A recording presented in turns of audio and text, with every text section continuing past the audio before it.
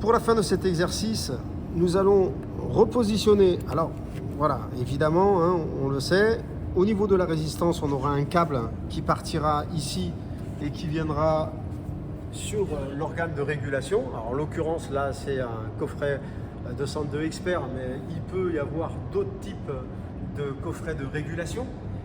C'est un coffret de régulation, mais nous pouvons aussi avoir des armoires bien plus importantes que vous avez pu voir ou que vous pourrez voir sur d'autres TP de câblage.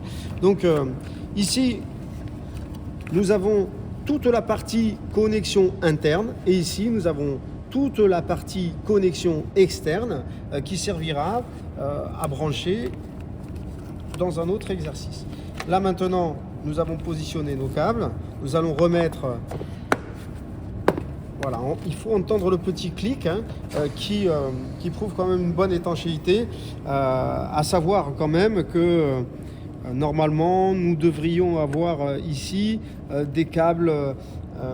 Voilà, ici il y a une gaine qui permet de maintenir l'étanchéité pour éviter de laisser passer l'humidité qu'il y a dans le réfrigérateur hein, ou qu'il y a au niveau de l'évaporateur. À l'abri de l'humidité pour éviter que ça disjoncte en fait. Hein.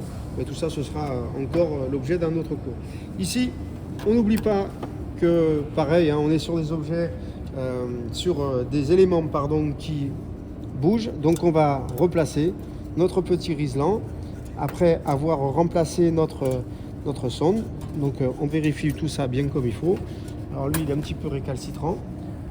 On va lui donner un petit peu plus de largeur, voilà, comme ceci. Peut-être que le riselant était tout simplement pas adéquat, mais regardez, hop, on aurait pu prendre un riselant un peu plus petit. On n'avait que ça, on trouve des solutions. Voilà, on prend le riselant comme ceci. Voilà, il est maintenu. La pince coupante. On fait attention à ne pas couper le câble. Et voilà, toutes les parties électriques seront montées. Les deux moteurs, les câbles électriques remis sur son bornier, la résistance de dégivrage, pareil, remontée sur sa connectique, sur sa barrette de connexion.